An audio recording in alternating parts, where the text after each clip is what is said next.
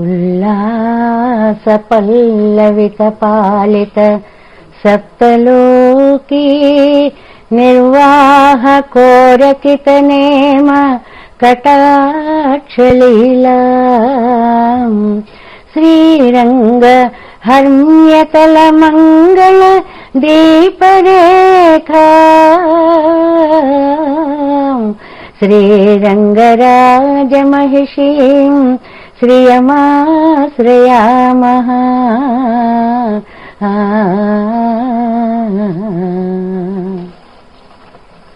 ప్రియ భగవద్బంధువులారా, ఆండాళ్ తల్లి లోకానికి అందించినటువంటి తిరుప్పావై శ్రీ వ్రతము అనేటువంటి దివ్యమైనటువంటి ఆ వ్రతంలో ఆవిడ మనకి ఎన్నో రకములైనటువంటి హితములను, అంటే ఇలా ఉండండి, దీనివల్ల మీరు పరమాత్మ కటాక్షం పొందగలుగుతారు అనేటువంటి విశేషమైనటువంటి అంశాలని ఈ వ్రతాచరణ ద్వారా ఆచరించి చూపించినటువంటి జగజ్జనని శ్రీరంగ హర్మ్యతల మంగళ దీపరేఖ అని.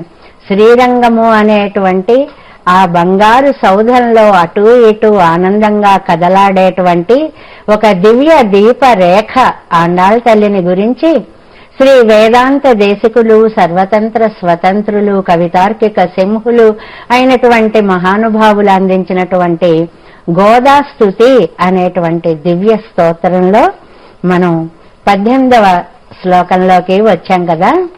ఈనాడు ఆ 18వ శ్లోకంలో చూడాపదేన పరిగృహ్య తవోత్తరీయం మాలామపి త్వదలకైః అధివాస్య దత్తాం ప్రాయేణ రంగపతిరేష బిభర్తి గోదే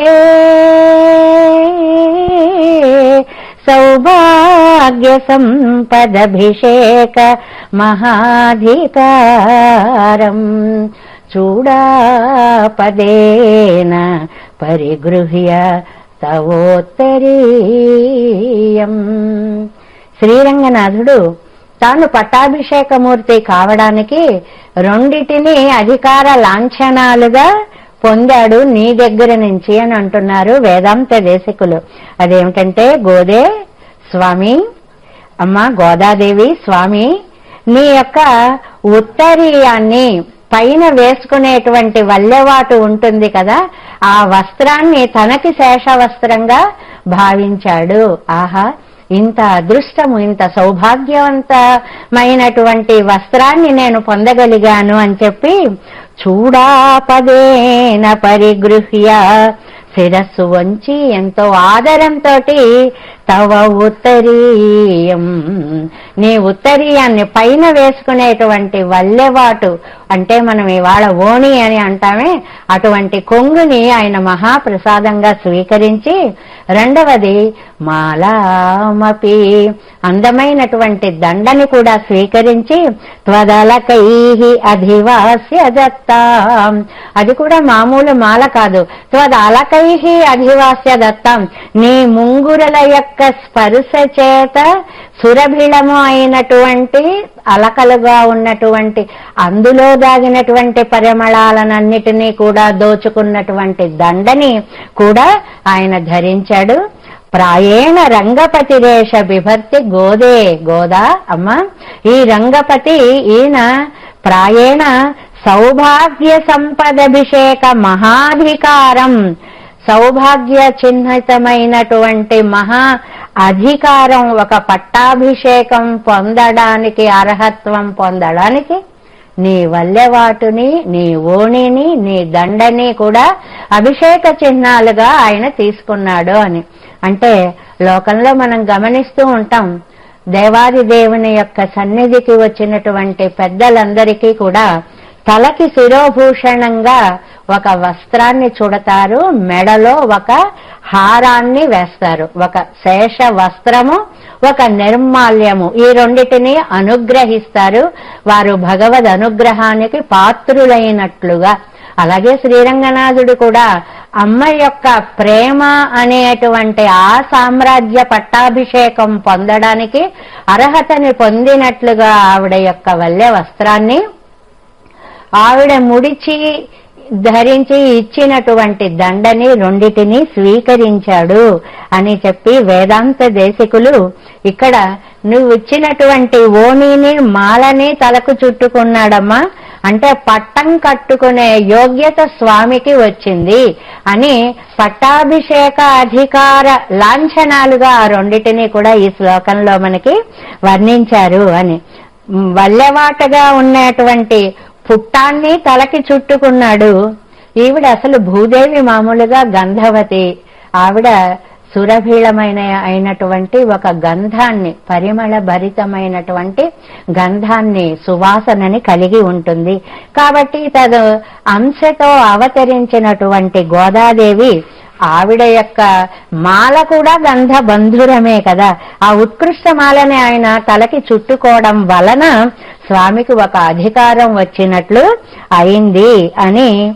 దేనికి ఈ అధికారాలన్నీ పొందాలని ఈయన ఇంత తాపత్రయపడుతున్నాడు అంటే, అమ్మ యొక్క స్వయంవర మహోత్సవం విల్లిబుత్తూరులో చేసేటువంటి ఆ విధానాన్ని మనం ఒకసారి తలచుకుంటే, ఈయన ఇన్ని అలంకారాలు చేసుకుని ఎందుకు ఇంత ఆరాట పడుతూ పెళ్లి కొడుకుగా తయారై వస్తున్నాడా అనేటువంటి విషయం మనకి తెలుస్తుంది. విల్లిబుత్తూరులో ఆండాళ్ తల్లికి చాలా అద్భుతంగా ఉత్సవాలు నిర్వహిస్తారు కదా.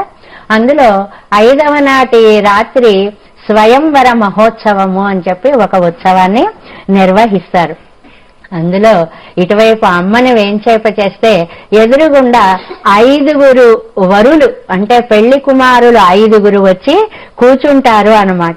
ఆ 5 మూర్తులు ఉన్నటువంటి స్వామి ఏ ఏ రూపాల్లో ఉంటాడు అంటే, వటపత్ర సాయి అయినటువంటి ఆయన ఒక ఆయన, శ్రీనివాసుడు ఒక ఆయన, ఇంకా శ్రీరంగనాథుడు ఈ స్వామి ఒక ఆయన, ఆ తర్వాత అక్కడ ఉండేటువంటి అజగర్ అనేటువంటి ఆయన, అప్పన్న అనేటువంటి ఆయన, ఈ 5గురు పెళ్లి కొడుకులుగా ఎదురుగా వచ్చి కూర్చుంటారు అన్నమాట ఆ ఉత్సవం. అందులో ఈ మధ్యలో ఉన్నాడే శ్రీరంగనాథుడు. ఈయన వేషధారణ ఇదంతా, ఆవిడ యొక్క ఆ వస్త్రాన్ని తలకు చుట్టుకున్నాడు, ఆవిడ ఇచ్చినటువంటి ఆ మాలని మెడలో వేసుకున్నాడు. ఒక ప్రత్యేకమైనటువంటి అలంకారంతో వచ్చి పెళ్లి కొడుకు సంసిద్ధుడిగా కూర్చుని ఉంటాడనమాట. అలా ఆ ముందేమో గరుడ సేవ జరుగుతూ ఉంటుంది. ఆ సేవ ముందు పెరియాళ్వార్లు ఊరేగుతూ చక్కగా వెళుతూ ఉంటారు. ఆ సమయంలో గోదాదేవి ఒక స్వామిని వరించేటువంటి ఉత్సవం, స్వయంవర ఉత్సవము చాలా అద్భుతంగా జరుగుతుంది. శ్రీ విల్లిబుత్తూరులో కొన్ని లక్షల మంది భక్తులు వచ్చి సేవించుకునేటువంటి అత్యద్భుతమైన ఉత్సవం అన్నమాట అది. అందులో అమ్మవారు ఈ శ్రీరంగనాథుణ్ణి తను వరించినటువంటి పెళ్లి కుమారునిగా ఆయన మెడలో మాల వేసినట్లుగా ఒక అద్భుత దృశ్యాన్ని చిత్రీకరిస్తారు మన కనుల ముందు అని. రంగనాథుణ్ణి ఆమె వరించిన తర్వాత మిగిలిన వారు నలుగురికి ఇంక మరి వేడుకోలు. ఆ స్వయంవరంలో ఎవరిని వరిస్తే వారితో తర్వాత జరిగేటువంటి కళ్యాణ మహోత్సవం ఉంటుంది.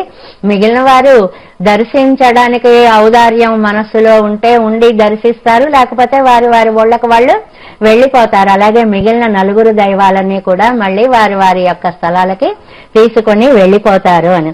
ఆండాళ్ యొక్క మేలి పుట్టాన్ని, అత్యద్భుతమైనటువంటి ఈ వస్త్రాన్ని సమర్పించడము అనేటువంటిది ఒక స్వయంవర వృత్తాంతంగా జరిగేటువంటి ఉత్సవ వైభవాన్ని మనకి వేదాంత దేశికులు దాన్ని ఒక్కసారి స్ఫురింప చేస్తూ, ఆహా ఏం అలంకరించుకొని వచ్చావయ్యా, అవి కూడా ఆవిడికి సంబంధించినటువంటి ఆ వల్లెవాటుని ఆ దండని సమర్పించుకు రావడం ఆవిడ యందు నీకున్నటువంటి ప్రేమకి ఒక చిహ్నంగా ఉంది కదా అని చెప్పాను.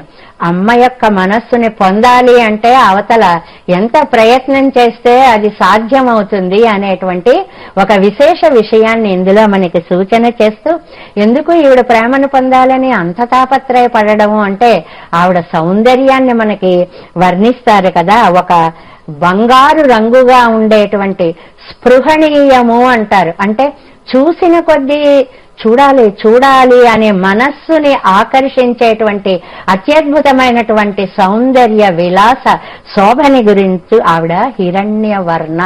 హిరణ్యవర్ణ అంటే బంగారపు రంగులో మెరిసిపోయేటువంటిది.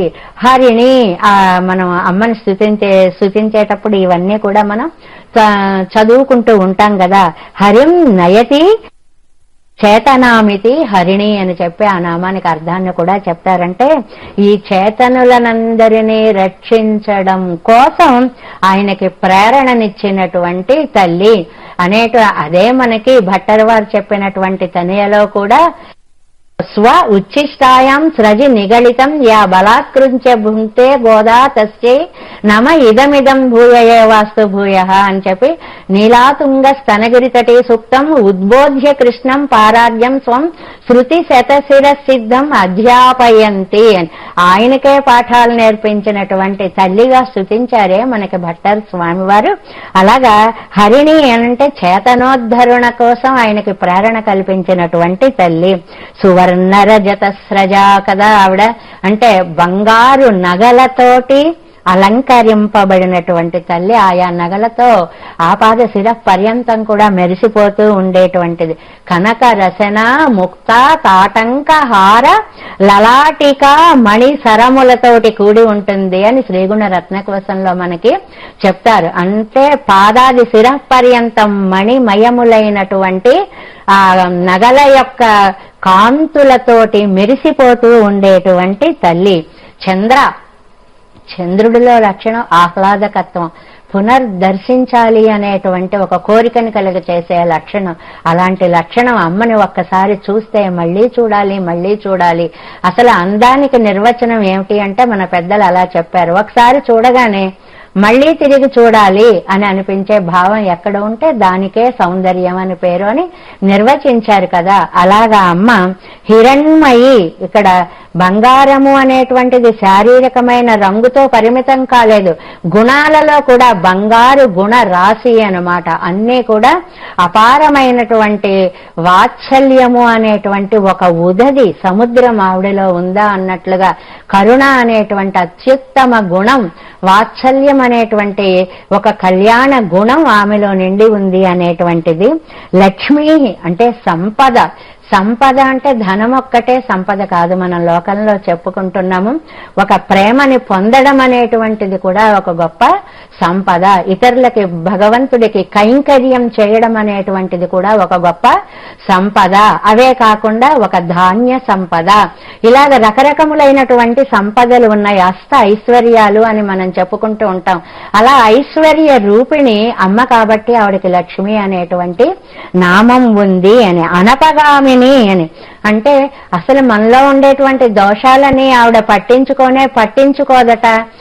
పైగా ఇన్ని దోషాలున్నాయి వీడి దగ్గర అని స్వామి అంటే కూడా కిమేతత్ నిర్దోషక్కః జగతి ఇతి త్వముచితై ఉపాయై విస్మార్య స్వజనయసి మాత తదసినః. కిమేతత్ ఏమిటి చెప్తున్నారు? మీరెప్పుడు ఏం తప్పులు చేయలేదా? మీలో ఏం లోపాలు లేవా? ఒకళ్ళని ఎంచుతారు ఎందుకు అని చెప్పి ఆయన్ని తగ్గించే ప్రయత్నం చేసేటువంటి ఆ చమత్కారమైనటువంటి సంభాషణ చాతుర్యము ఆవిడ దగ్గర ఉంది కాబట్టి స్వామిని ఆవిడ అలా మరిపిస్తోంది అని అంటారు. అంత అందాల రాశి కాబట్టే మహానుభావులు అంటారు ఆవిడ్ని కీర్తిస్తూ, నయనానందము నిడు నెల వంక నలిన బాణు వెన్నెల గోరింకా ప్రియత భట్టపతి పెంచిన జింకా ప్రేమమించు మౌక్తిక తాటంకా భామలు మీరందరు మంగళమణి పాడరే గోదాదేవికి.